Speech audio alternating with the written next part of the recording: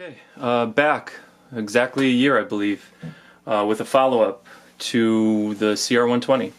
I've gigged a few times with it, and I've played through it a bunch, and still really love the amp a lot. And there's the clean. I didn't give a close look at the settings. I'm not going to go through, all the different things you can get out of the amp. I'm just going to show how I use it and the settings that I've got it on to get there. So again, I am using this amp for my only overdrive sound. I don't use any pedals to change that or add to it. And my clean, the thing I'm doing differently is I'm cranking the volume just to try and get like a little bit of that breakup that a lot of people had mentioned you can get with this, and why they liked it so much, because it did sort of emulate what you'd want from a tube amp. But it's a lot easier to deal with, it's lighter, it's way less expensive, all good things. So I have my bass setting at 5.2. I have treble just about the 12 o'clock position. And super clean, getting articulated sounds, and then also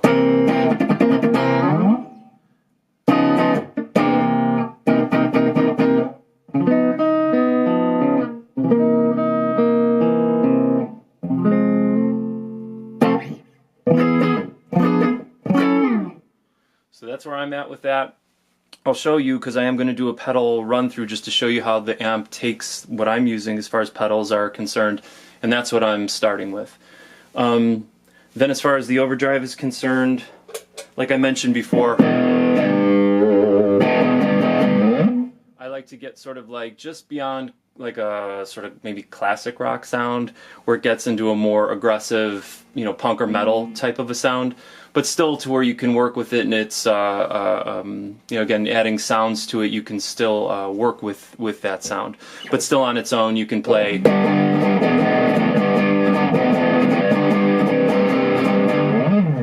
And it can hold its own as far as that's concerned. So my settings for that are the gain in particular. That's the most important thing, because you can get into that dark sort of like desert rock, heavy rock, which I love, sound. But again, I've got it at the 5 after position. I mean, you can even pull it back a little.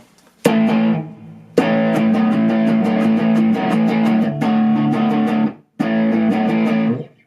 like to go a little bit further.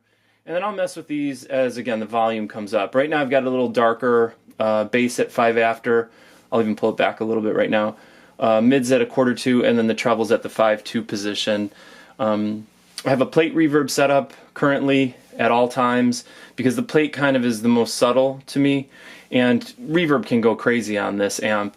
And I just have it set at like just after it's on nothing, in between the first two, so in between the 1 o'clock setting or whatever. Volume's at about 10.2 for like a house rocking.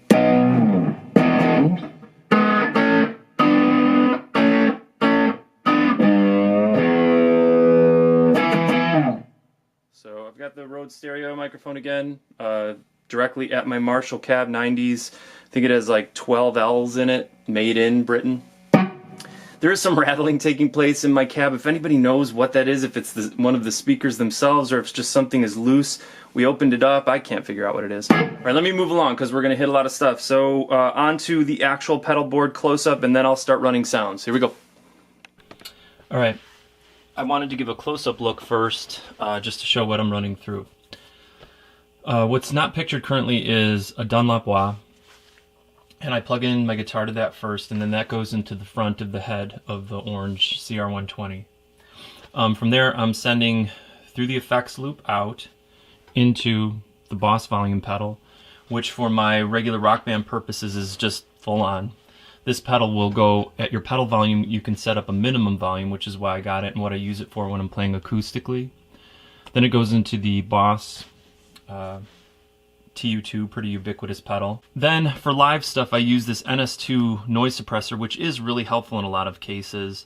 The thing I'm going to get is a Boss 82, I believe, for when I play acoustically, because I have Martin acoustic and piezo pickups, and from what I've watched, it looks really nice. And then this board again does like some serious double duty. The looper's only used for the acoustic, so this is not an issue right now. As well as actually the Rat, which I'm thinking of replacing too with like a dual. Keeley just released like this area compressor slash overdrive pedal, and actually use that to build loops and stuff when I play acoustically, and it'll fit the board better, and then I'd have compression as well as like a preamp, which would be really nice. But again, the main things we're going to focus on is this Vox Delay Lab, which I think is an amazing pedal, this T-Rex reverb, the Boss Super Octave, and then the Electro Harmonics ring thing. So that's the stuff we're working with. I may get a different shot while I do this, and now we'll run through the sounds. Here we go. All right, so let's do it. Like I said, those things, don't worry about these things over here. They are not being used. Volume, looper, noise suppressor is on and helping a great deal. And so, I will go into my wah first.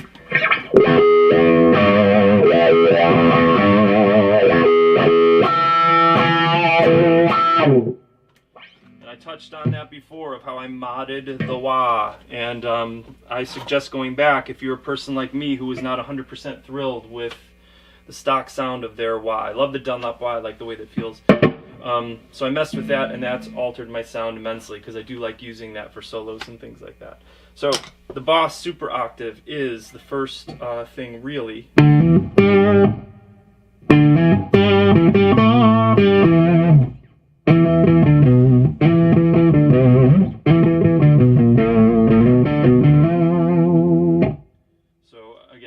Stereo mic, I hope, is picking it up. That is just, I use it in an overt way. It's a polyphonic pedal, so it's a really cool pedal. You could play full chords with that if you dial back some of the settings, but I want it for heaviness, you know?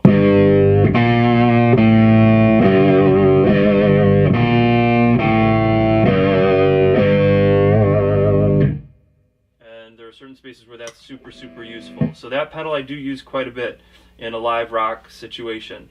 Then we jump to the Electro Harmonics. Shout out to Mike Matthews. I love that guy. I love watching him talk about his pedals and just music in general.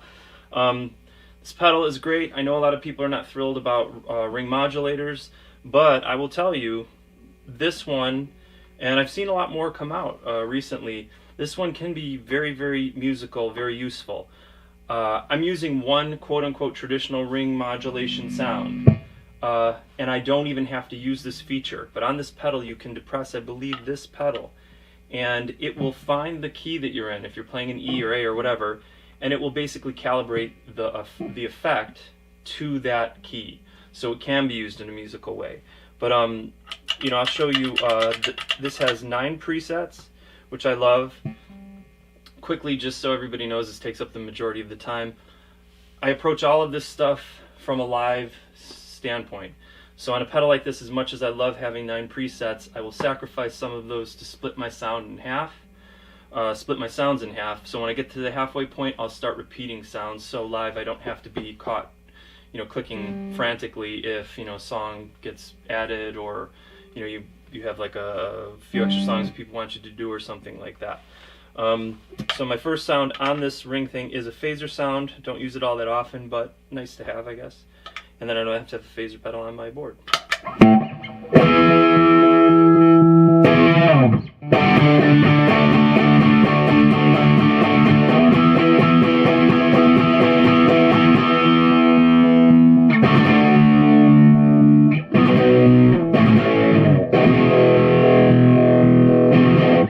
Alright, so that's, you know, pretty standard, nice to have, maybe for soloing. Then the second sound is, again, showing some of the versatility of this pedal, sort of like a Pog sound.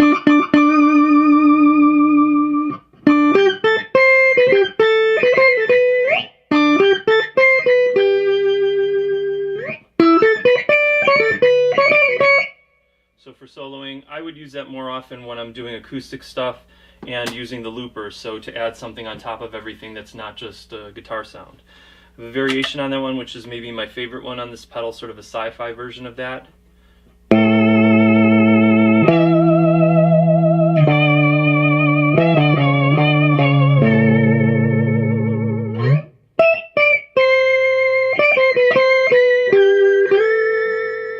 Really like that one a lot. Then I get into the one ring modulation sound. Add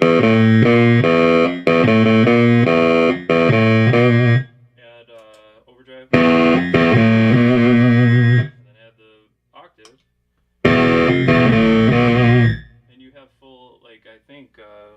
scary sound.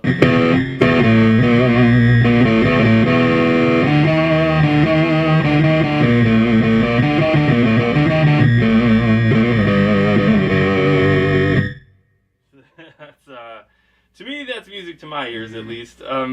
So that combination of things, and again, just using the overdrive from the amp itself, to me is just super heavy, but also really cool and distinct.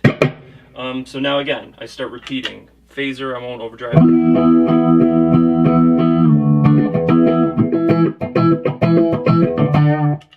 Pog type sound. Sci-fi pog.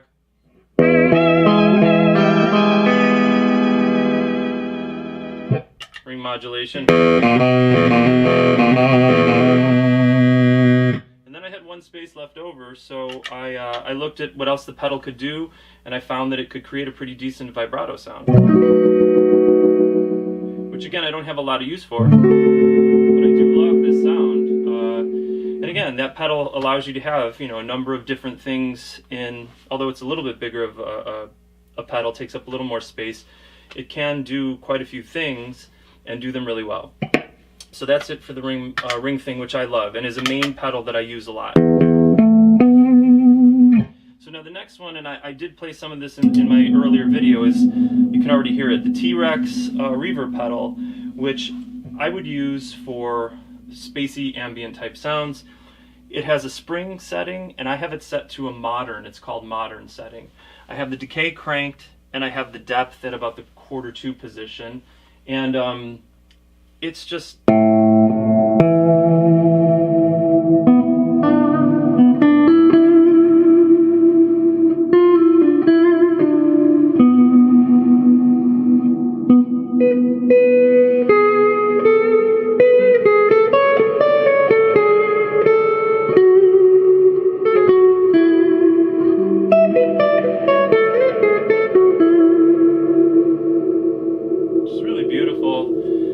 And just does that so nicely, where the sound of your guitar, which if I didn't mention it, I'm using my Telecaster. I got back into my Telecaster, cleaned it up, stock pickups that I got back in the 90s as a Guitar Center purchase, and just sounds great. So that pedal, for that purpose, that's all it does, both ways, either it's acoustically or otherwise, and I really love it. And then really the last pedal that I use for live rock stuff, and so you can hear the sounds of, you're hearing the clean and the overdriven of the orange, is this Vox Delay Lab, which is, I think, a really great pedal. Designed like the DL4, basically, but with the major difference of 30 presets as opposed to just the 3. And the other feature that it does, and it's what I touched on with the wanting to get a different wah, as much as I like this Dunlop wah, to get a 95Q, if I hadn't mentioned that, it's because the 95Q, you don't have to depress it. It's just, the heel position is off, and as soon as you touch the pedal, it is engaged. And again, I approach everything for live shows, live situations, and anytime you don't have to mess around with something, as much as this one has obviously a tap tempo, there's a sync feature on it, and the sync feature will do...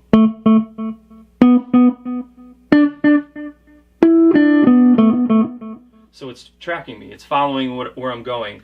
Now I'd much rather use the tap tempo. I feel it's a little more truly accurate and true to the sound that you've prepared. But to have that, to quickly do that if you want to just, you know, play a solo is amazing to me. And it's another really smart feature of that pedal.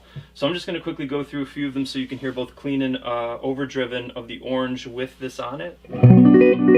Still trying to find a signature sort of delay. This still has that choppy quarter note that I don't really like. So this was a preset on there. Let's go overdrive. You can hear like a phaser tail. I just thought that was kind of a cool sound.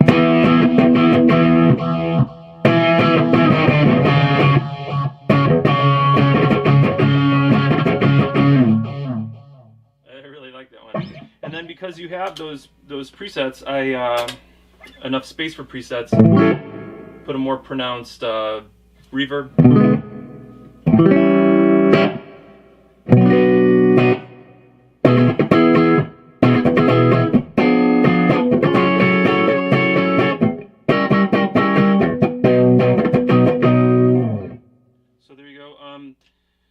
Next settings. It's just a longer one with my Telecaster. When I put it to the middle position, it gets a little super thinny, and you can mess around with, I don't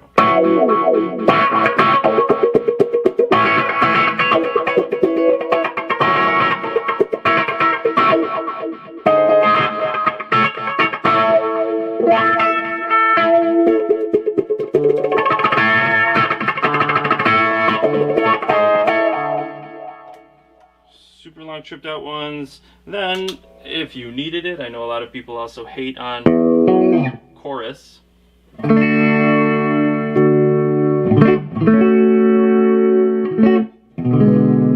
again, to save yourself a space, and just if there is that instance when you may need it, it's there for you, and you can get a pretty nice sounding chorus from this. This pedal emulated something that I hadn't been able to get since, like, I used an Elise's MIDI verb back in the day. Like a super sharp staccato, gated, I don't even know what you'd call it. It's really nice. Slapback.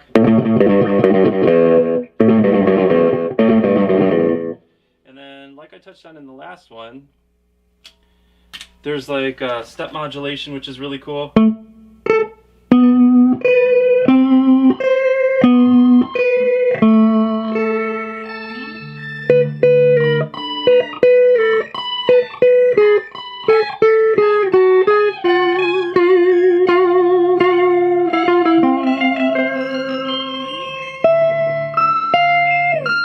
Used with the T-Rex again is really nice.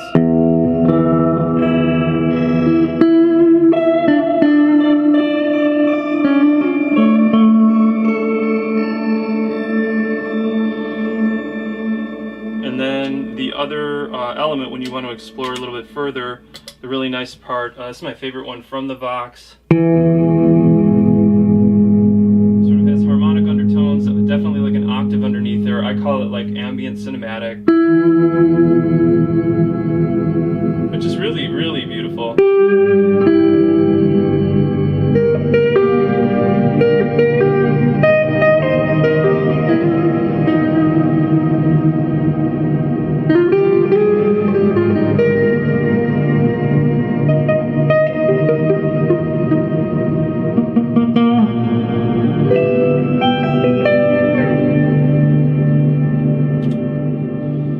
And then I just get into weirder, trippier ones, but that's really it. I hope you can hear the cleanness of the clean channel on the orange and the overdriven channel.